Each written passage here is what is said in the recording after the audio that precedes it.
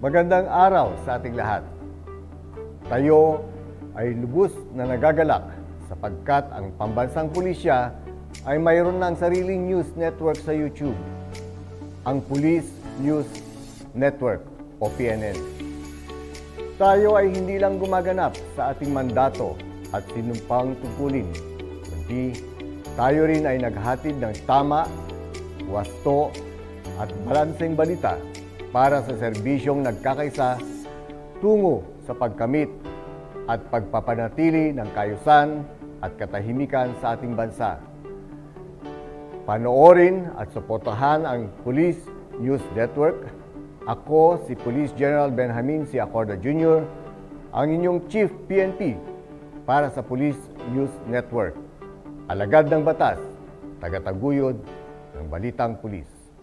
Maglilingkod sa bawat Pilipino at magbibigay ng tamang impormasyon para sa tahimik at maayos na Pilipinas. Police News Network, alagad ng batas, tagapagtaguyod ng balitang pulis, sandigan ng mamamayan, patnubay ng katotohanan.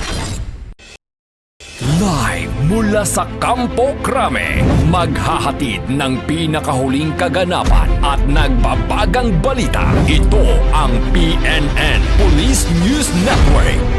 At ngayon, ang inyong mga tagapagbalita. Magandang araw Pilipinas, ako ang inyong alagad ng batas, tagataguyod ng balitang pulis, Police Corporal RC Ortenero. Maghahatid ng tamang balita, kwento ng pulis at serbisyo para sa mamamayan at ito ang PNP News Online. Ang pangunahing balita ng Police News Network, alagad ng batas, tagataguyod ng balitang pulis.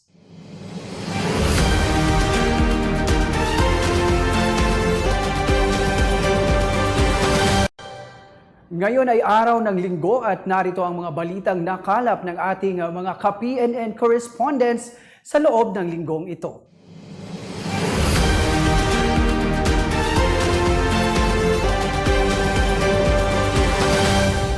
Halos 7 milyong pisong halaga ng shabu ang nasamsam sa ikinasang buy-bust operations ng PNP Drug Enforcement Group o PDEG sa Quezon City.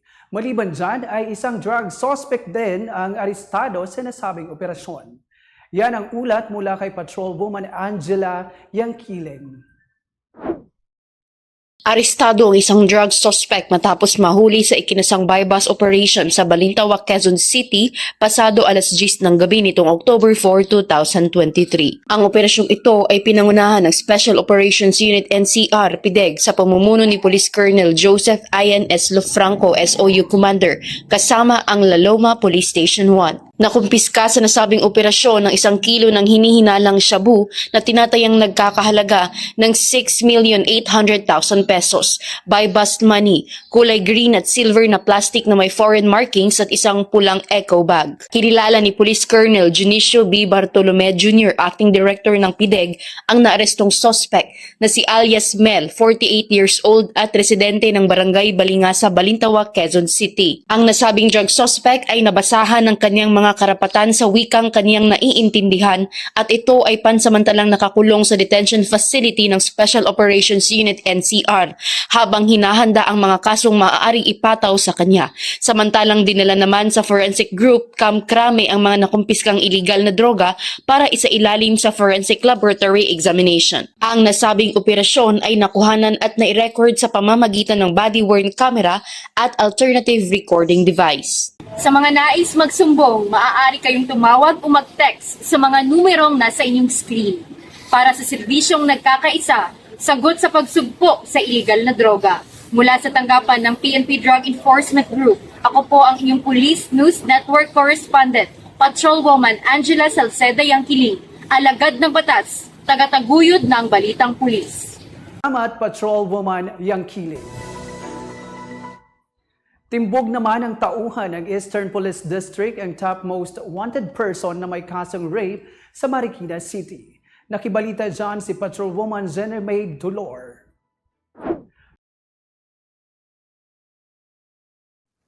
sa bisa ng warrant of arrest na inilabas ni Honorable Edwin Valdez ng RTC Branch 7, Marikina City.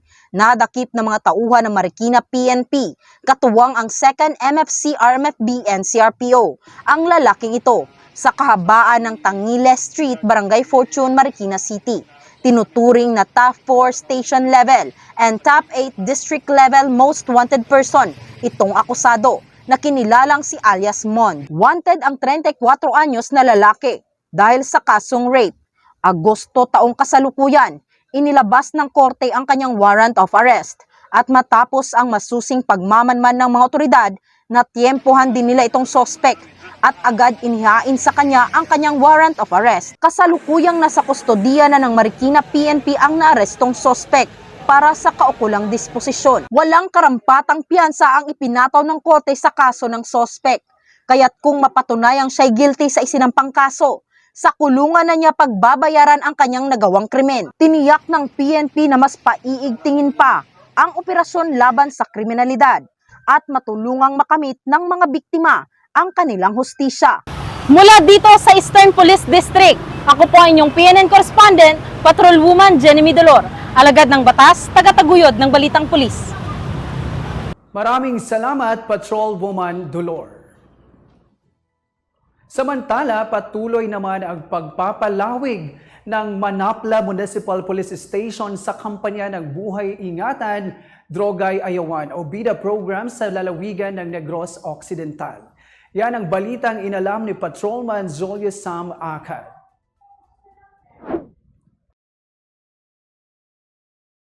Nagsagawa ang mga tauhan ng Manapla Municipal Police Station ng symposium hinggil sa anti-illegal drug awareness at anti-terrorism campaign na ginanap sa Manapla National High School, Kinaroyan Annex, Manapla, Negros Occidental nito lamang kadalawa ng Oktubre taong kasalukuyan. Katuwang ng kapulisan ang Department of Social Welfare and Development Manapla at aktibong suporta mula sa pamahalaang lokal ng Manapla.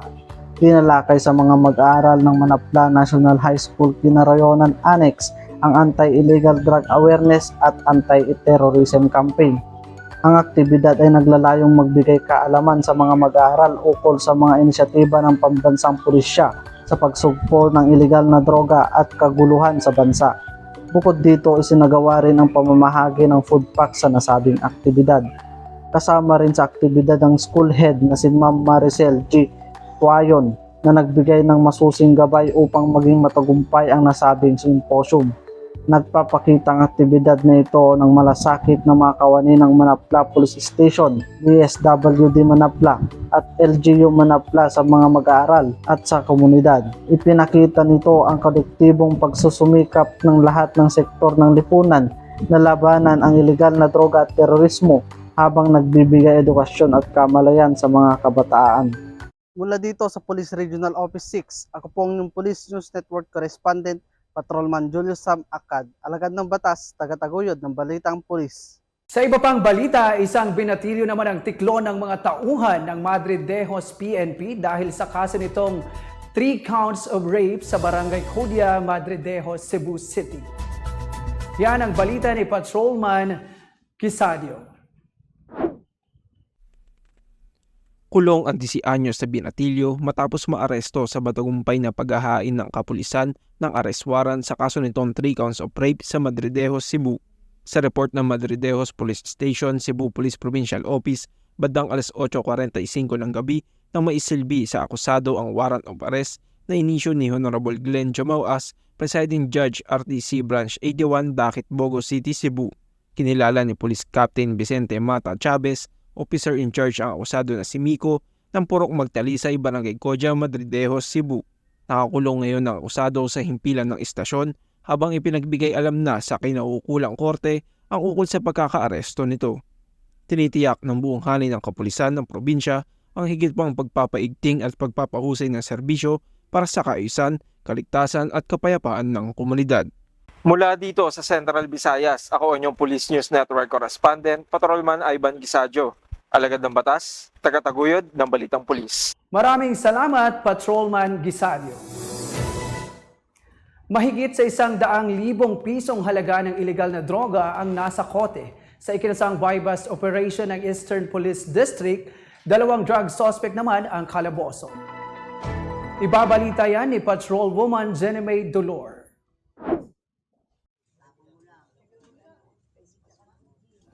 Alas 2 ng madaling araw nito lamang Miyerkules, huli ang 2 drug suspect na ito sa ikinasang drug buy-bust operation ng EPD Drug Enforcement Unit sa Barangay Rosario, Pasig. Kabilang sa EPD's Unified Drug Watch List ang mga naarestong suspect na sina alias Romnick, 34 anyos, at alias Danny, 27 anyos.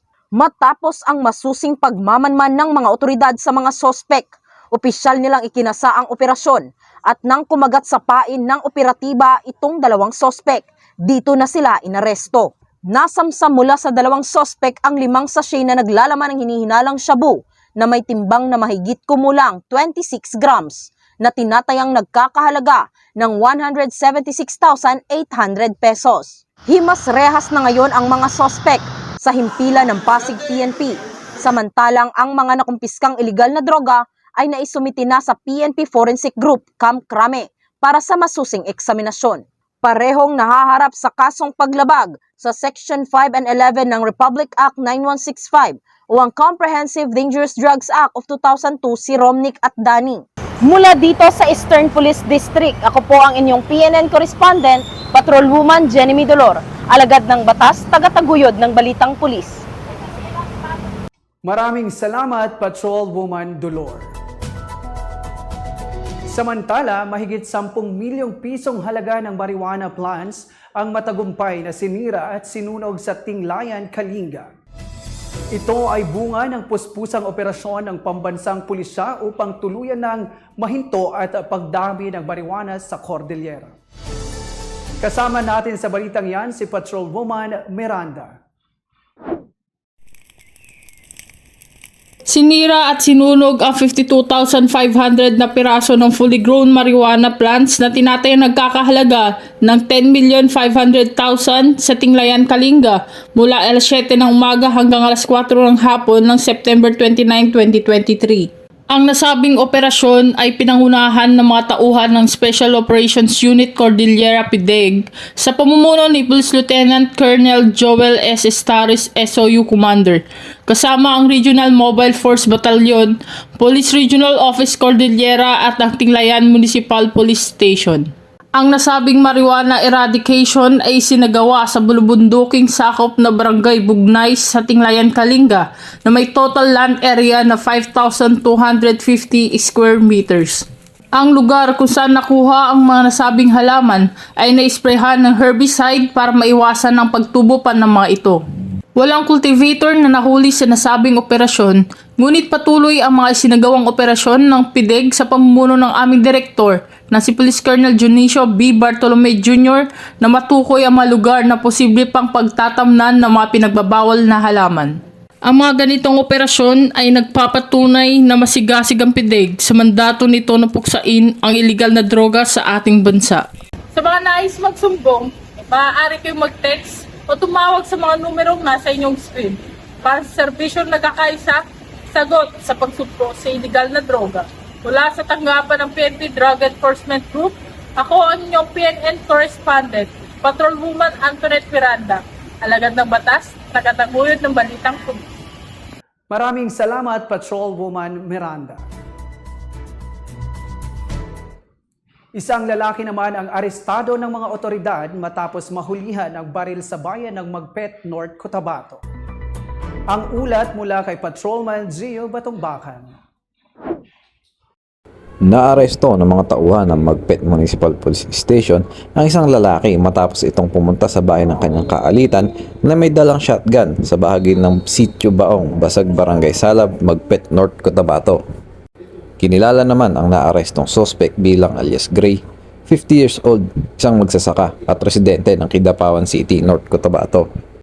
Bandang alas 6:30 ng gabi na makatanggap ng tawag ang Magpet Municipal Police Station mula sa barangay chairman ng Barangay Salab na sila ay may naaresto umano na isang lalaki na may dalang armas na agad naman respondehan ng alert team ng Magpet Municipal Police Station.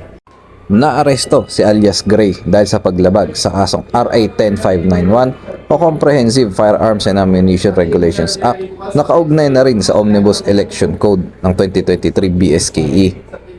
Ang naarestong sospek ay agad naman dinala sa tanggapan ng Magpet Municipal Police Station at kasalukuyang namamalagi sa custodial facility ng nasabing tanggapan para sa dokumentasyon at tamang disposisyon. Mula dito sa General Santos City, ako ang inyong PNN correspondent, Patrolman Gio Batong Bakal, alagad ng batas, tagataguyod ng Balitang Pulis. Kasong robbery naman ang kinasangkutan ng sospek na huli sa naging manhunt operation ng Midsaya PNP sa North Cotabato Province. Muling magbabalita si Patrolman Gio Batong Bakal. Naaresto ng mga tauhan ng Midsaya Municipal Police Station ang isang wanted person matapos ang isinagawang manhunt operation ng kapulisan ng Midsaya PNP sa bahagi ng Purok Sentro, Barangay Sadaan, Midsaya, North Cotabato. Kinilala naman ang naarestong sospek bilang alias Bill, 18 years old, single, walang trabaho at residente ng nasabing lugar. Isinagawa ang nasabing operasyon matapos makatanggap ng impormasyon ang mga operatiba ng Midsaya MPS mula sa Barangay Intelligence Network ng Barangay Sadaan na ang wanted na sospek ay namataan umano partikular sa nasabing lugar. Naaresto naman si Bill dahil sa bisa ng warrant of arrest dahil sa kasong robbery na inisyu ng 12 Judicial Region Regional Trial Court Branch 18 Midsaya, North Cotabato na may nirekomendang piyansa na 72,000 pesos. Ang naarestong sospek ay agad naman dinala sa tanggapan ng Libungan Municipal Police Station at kasalukuyang namamalagi sa custodial facility ng nasabing tanggapan para sa dokumentasyon at tamang disposisyon. Mula dito sa General Santos City, ako ang inyong PNN correspondent, Patrolman Gio Batong Bakal, alagad ng batas, tagataguyod ng Balitang Pulis. Maraming salamat, Patrolman Batong Bakal.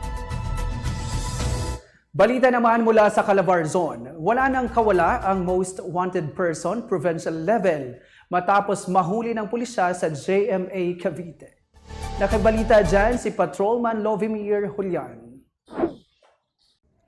Arestado ang isang most wanted person provincial level sa Barangay Poblacion 1, GMA Cavite, noong 3 ng Oktubre, taong kasalukuyan. Ang suspect na si alias Elmer, residente ng Barangay Poblacion 1, GMA Cavite. Matapos ang pagmonitoring at pagsurveillance, naaresto si Elmer sa bisa ng warrant of arrest para sa krimen ng lascivious conduct sa ilalim ng Section 5B, Republic Act 7610, na inamyenda ng Republic Act 11648 sa ilalim ng Criminal Case Number CAR-2023-644 na inisyu ng Regional Trial Court 4th Judicial Region, Branch 109, Carmona City, Cavite, na may piyansang inirekomendang 200,000. Nasa kustudiya na ngayon ng GMA MPS ang suspect para sa dokumentasyon at tamang disposisyon. Mula dito sa Calabarzon, ako po ang inyong Police News Network Correspondent, Patrolman Lovimir Julian, alagad ng batas, tagataguyod ng Balitang Pulis. Maraming salamat, Patrolman Julian. Samantala, top 10 regional level drug suspect sa Central Visayas arestado na sa ikinasang drug bust operation ng PNP sa Barangay Kugon, Pardo sa Cebu City. Ibabalita yan ni Patrolman Edmerson Yapitan. Arestadong binansagang top 10 regional level drug suspect ng Central Visayas kasunod ng buy-bust operation na inilunsad ng kapulisan ng Cebu City Police Office sa Sitio All Season 1, Barangay Kugon, Pardo, Cebu City nito lamang Lunes.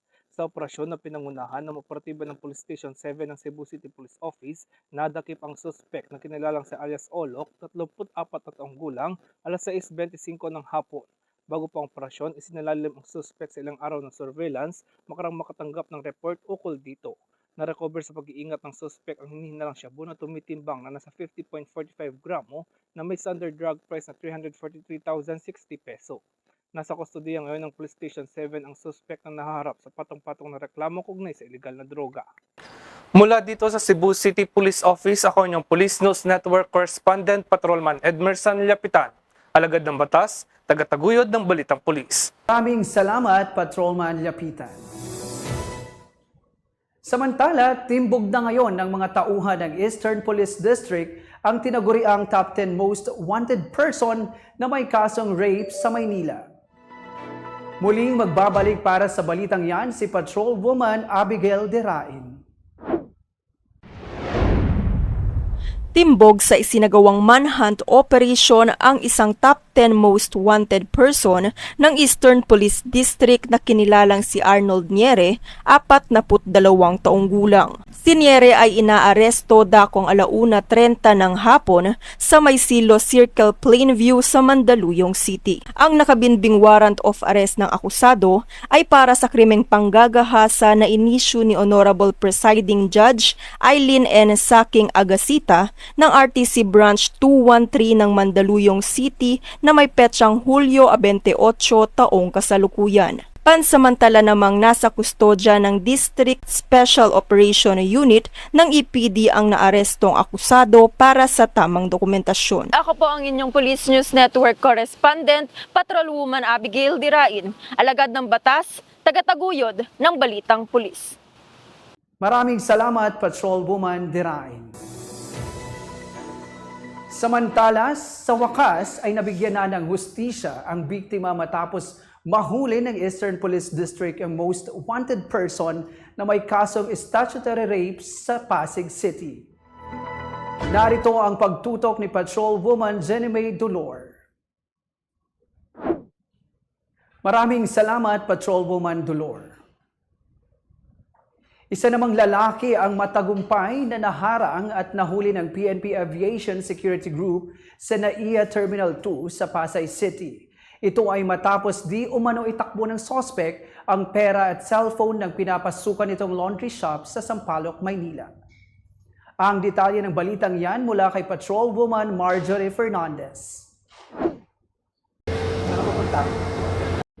Arestado ng mga kapulisan ng ABSI Group ang isang lalaking pasahero ng Ninoy Aquino International Airport Terminal 2 na di umano'y sangkot sa hinihinalang pagnanakaw na naganap sa isang laundry shop sa Padre Campa sa Sampaloc, Manila noong Miyerkules ng tanghali, ika-4 ng Oktubre. Kinilala ang suspect na si alias Christian, 21 years old, residente ng Barangay Guyob, Alcantara sa probinsya ng Romblon, at isang papaalis na pasahero papuntang Cagayan de Oro. Base sa report na inilabas ng Aviation Security Unit NCR, hapon ng parehong araw nang magsadya ang isang babae sa NAIA Police Station 2 upang humingi ng tulong para mahuli ang isang lalaking kaugnay sa nangyaring nakawan sa Ramil Laundry, Benrose La Building sa Sampaloc, Manila na siya mismo ang nagmamay-ari nito. Ayon pa dito, tanghali nang siya'y dumating sa naturang laundry shop kung saan ay agad siyang kinausap ng kanyang admin assistant patungkol sa isang empleyado na biglang umalis nang hindi nagbigay ng malinaw na dahilan na nagtulak sa kanya para suriin ang kanilang cash box. At doon ay natuklasan niya na nawawala ang humigit kumulang 45,000 piso pati na rin ang isang Technospark na cellular phone.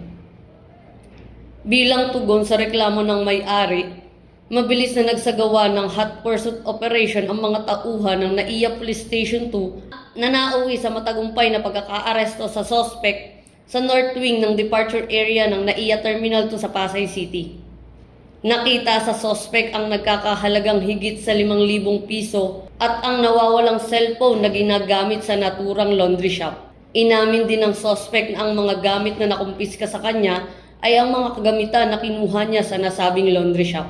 Marahang ibinahagi sa kanya ang dahilan ng kanyang pagkakaaresto at mga karapatan niya bilang akusado sa lingwaheng kanyang lubos na nauunawaan.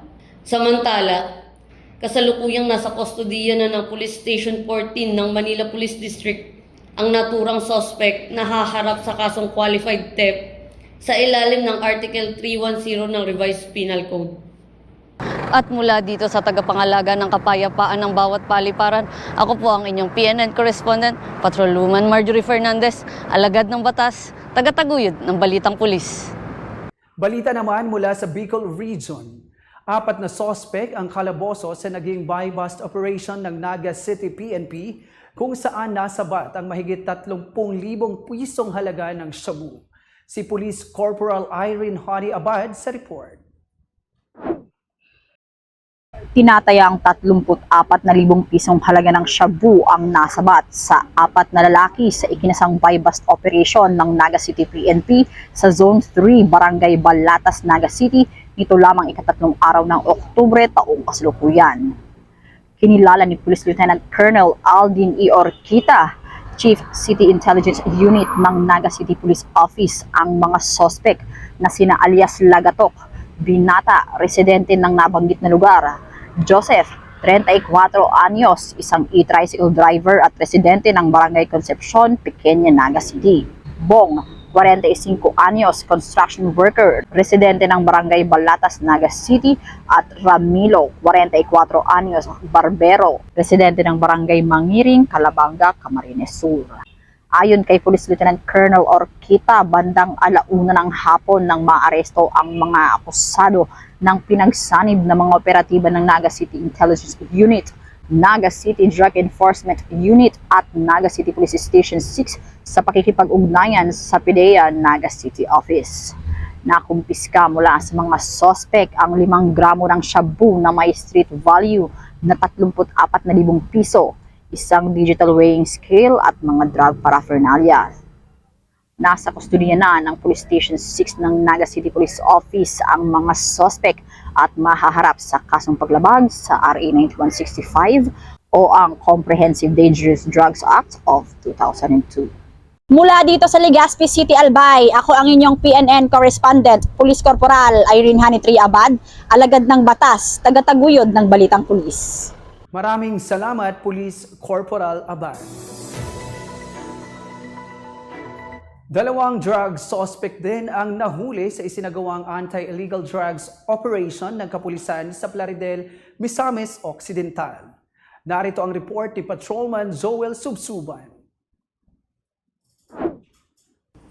Arestado ang 2 suspek sa isinagawang anti-illegal drug operation ng pulisya sa Barangay Clarin, Plaridel, Misamis Occidental nito lamang Oktubre 2, 2023. Kinilala ni Police Colonel Dwight Munato, Acting Provincial Director ng Misamis Occidental, ang 2 suspek na parehong residente sa Plaridel, Misamis Occidental. Naaresto ang mga suspek sa bandang 6:55 ng gabi sa isinagawang operasyon ng mga operatiba ng Plaridel Municipal Police Station. Nakumpiska mula sa suspek ang 4 na sasi na pinaghihinalaang shabu na may bigat na 2 gramo na umabot naman sa 13,000 at 600 pisong halaga. Samantala, patuloy ang Misamis Occidental PNP sa pagpapaigting sa kampanya laban sa illegal na droga sa kanilang nasasakupan upang mapanatiling ligtas at maayos ang kanilang komunidad. Mula dito sa Hilagang Mindanao, ako po ang inyong Police News Network Correspondent, Patrolman Joel Subsuban, alagad ng batas, tagataguyod ng Balitang Pulis. Maraming salamat, Patrolman Subsuban. Kulungan naman ang bagsak ng Rank 10 Municipal Most Wanted Person ng Labo, Camarines Norte na nahuli ng mga otoridad sa Venzones, Camarines Norte. Magbabalita dyan si Police Corporal Brian Imperial. Arestado ang Rank 10 Municipal Most Wanted Person ng Labo, Camarines Norte sa isinagawang manhunt operation ng operatiba ng Labo PNP sa Borok 5, Barangay Ginakutan, Venzones, Camarines Norte. Nito lamang Oktubre 2 taong kasalukuyan. Kinilala ang akusado sa alias Kambal, 31 anyos, binata, magsasaka at residente ng Sitio Palale, Purok 4, Barangay Exeban, Labo, Camarines Norte. Bandang 2:40 ng hapon nang inaresto ang akusado ng mga operatiba ng Labo Municipal Police Station sa bisa ng warrant of arrest para sa kasong frustrated murder na may inirekomendang piyansa. Nasa kustodiya na ng Labo MPS ang nasabing akusado para sa kaukulang disposisyon. Mula dito sa Legazpi City, ako ang inyong PNN Correspondent, Police Corporal Brian Imperial, alagad ng batas, tagataguyod ng Balitang Pulis. Maraming salamat, Police Corporal Imperial. Sa Cordillera naman, huli na ng mga tauhan ng Tuba Benguet ang tinaguriang Top 5 Regional Most Wanted Person na may kasong panggagahasa sa kanilang lugar. Nakibalita dyan si Police Staff Sergeant Lene Valerio. Naaresto ang top 6 regional most wanted person ng Tuba Benguet PNP sa kasong panggagahasa nito lamang ika-4 ng Oktubre taong kasalukuyan. Kinilala ang sospek na si alias Ronnie, 40 taong gulang at residente ng sitio Antamok, Camp 3, Tuba Benguet. Naaresto ang sospek ng pinagsanib puwersa ng kapulisan sa pangunguna ng Tuba Municipal Police Station kasama ang Provincial Investigation and Detection Unit at ang Provincial Intelligence Unit Benguet sa bisa ng warrant of arrest na inahain ni Judge Isagani Gomez Calderon ng Regional Trial Court Branch 8, La Trinidad, Benguet na walang rekomendadong piyansa. Mula dito sa La Trinidad, Benguet, ito ang iyong Police News Network correspondent, Police Staff Sergeant Lenny Valerio, alagad ng batas, tagataguyod ng balitang pulis. Maraming salamat, Police Staff Sergeant Valerio. Samantala, sa naging bypass operation ng mga operatiba ng Southern Police District, isang tulak ng ilegal na droga ang naaresto. Si Patrol Woman Mary Joy Viva sa report. Timbog ang dalawang sospek na sangkot sa illegal na droga matapos kumagat sa pagpapanggap ng isang pulis bilang poser buyer kahapon lang pasado alas 7 ng gabi sa Ambal Street, Barangay Western, Bikutan, Taguig City. Mula sa ulat, nagresulta ang pag-aresto sa naganap na bypass operation ng Taguig Station Drug Enforcement Unit laban sa tulak na si alias Kulot na target sa operasyon at ang buyer nitong si alias Tisoy.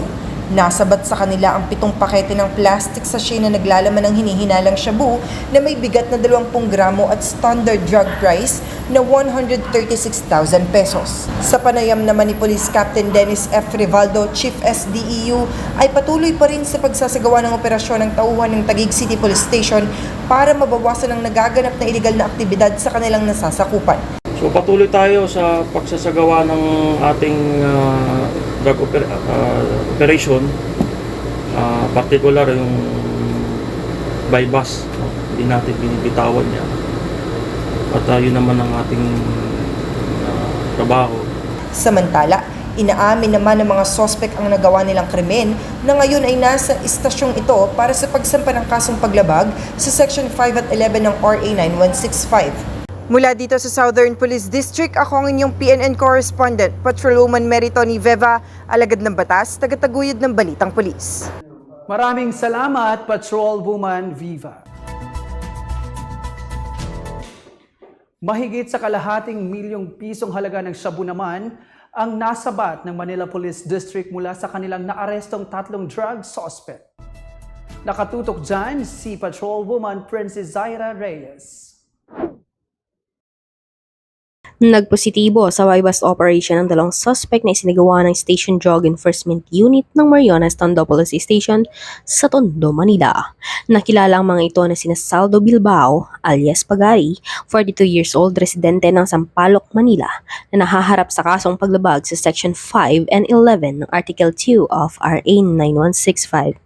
Kasama si Benji Casan, 33 years old, residente ng Baseco Port Area, Manila, na nahaharap sa kasong paglabag sa Section 11 ng Article 2 of RA 9165. Nasamsam sa kanilang 2 pakete at isang nakataling plastic sachet ng hinihinalang shabu at may tinatayang timbang na 75 grams at may dangerous drug board value na mahigit kalahating milyong piso. Na-recovery ng isang 500 peso bill bilang bypass money. Samantala, habang pinapasasan ng mga suspect ay biglang may nanghimasok na isang sibilyan at nang ito'y palayuin ng mga kapulisan ay patuloy ang pangingialam nito. Agad naman na itong inaresto at kinilalang si Ryan Olivares, 41 years old, residente ng Sampaloc, Manila, at kahaharapin ang reklamong paglawag sa Section 887 of RO 1600s, interfering of police duties. Ang narecover na ebidensya ay sinumite sa MPD Forensic Unit para sa eksaminasyon, habang mga sospek ay pansamantalang mananatili sa custodial facility ng Marianas Tondo Police Station. Mula dito sa himpilang pampulisya ng Maynila kung saan mararanasan mo ang serbisyong damang-dama, serbisyong unahin ka. Ako ang inyong PNN correspondent, Patrolwoman Princess Zaira L. Reyes, alagad ng batas, tagataguyod ng balitang pulis. Maraming salamat, Patrolwoman Reyes. Nasabat sa matagumpay na bypass operation ng Navotas City PNP ang mahigit 300,000 pisong halaga ng shabu kung saan kalaboso ang 3 sospek sa naturang operasyon. Si Patrolwoman Glazel Ann Esperanza sa report. Mahigit 300,000 piso halaga ng umano'y shabu nasabat sa bypass operation ng Pulis Navotas. Matapos magpositibo ang bypass operation, inaresto ng mga operatiba ng Station Drug Enforcement Unit ng Navotas City Police Station na si alias Jerome na 20 taong gulang sa Barangay San Roque, Navotas City. Nakuha mula sa kanya ang 346,800 pesos halaga ng hinalang shabu na may tinatayang na timbang ay nasa 51 grams. Ang naarestong suspect at mga nakumpiskang peraso ng ebidensya ay dadalhin sa Station Drug Enforcement Unit ng Navotas City Police Station Office para sa paghahanda ng mga kinakailangan dokumento para sa inquest proceedings at ang suspect ay naharap sa kasong paglabag sa Section 5 at 11 ng RA 9165 o Comprehensive Dangerous Drugs Act of 2002. Mula rito sa Northern Police District, ako po ang inyong PNN correspondent, Patrolwoman Glazel Ann Esperanza, alagad ng batas, tagataguyod ng Balitang Pulis. At yan ang mga balitang nakalap ng ating mga ka-PNN correspondents mula Luzon, Visayas at Mindanao sa loob ng linggong ito.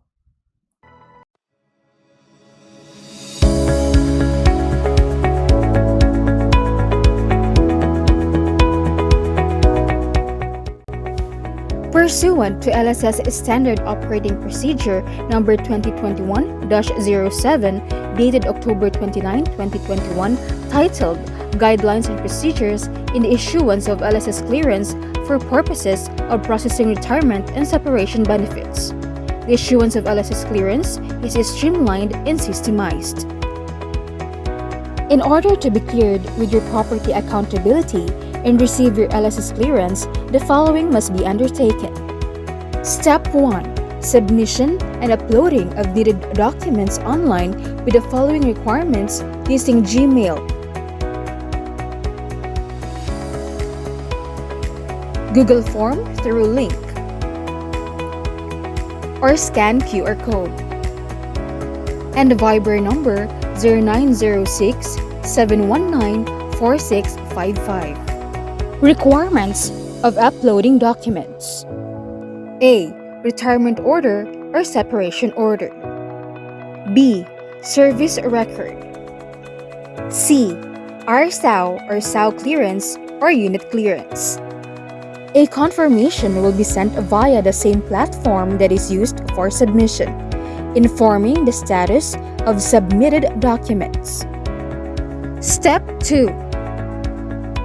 Verification of small arms light weapon Class A and others in the PNP LDMs, turned-in firearms, PDMD database, and RSAO or unit clearance. Step 3.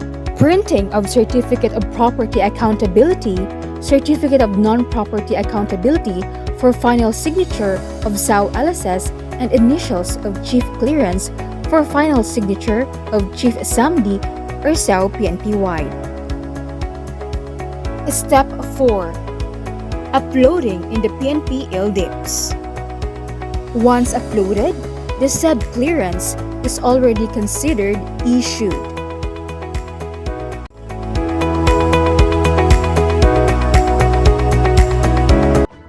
Narito naman ang ilang paalala sa ating mga kababayan tungkol sa darating na barangay at sangguniang kabataan o BSKA Election 2023. Magsisimula ang campaign period sa October 19 hanggang October 28, samantalang ipapatupad naman ang liquor ban sa October 29 hanggang October 30. Sa October 30, 2023, araw mismo ng halalan na nagsisimula mula alas 7 ng umaga at magtatapos hanggang alas 3 ng hapon. Samantala, sa November 29, 2023, ang huling filing ng Statement of Contribution and Expenditure. Tuloy-tuloy pa rin ang pagpapatupad ng COMELEC gun ban hanggang November 29, 2023. Sumunod po tayo sa mga pinaiiral na batas. Sa ngalan ng 228,000 strong members ng Philippine National Police, Sa pangunguna ni Chief PNP Police General Benjamin Kasuga Acorde Jr., kami ay maglilingkod sa bawat Pilipino at magbibigay ng tama at balansing balita.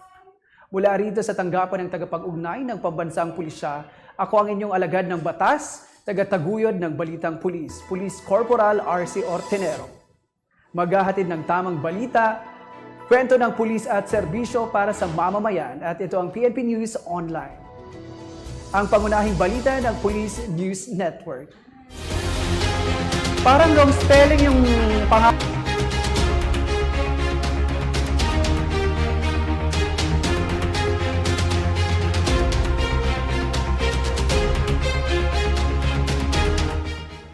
Police News Network, alagad ng batas, tagapagtaguyod ng balitang pulis.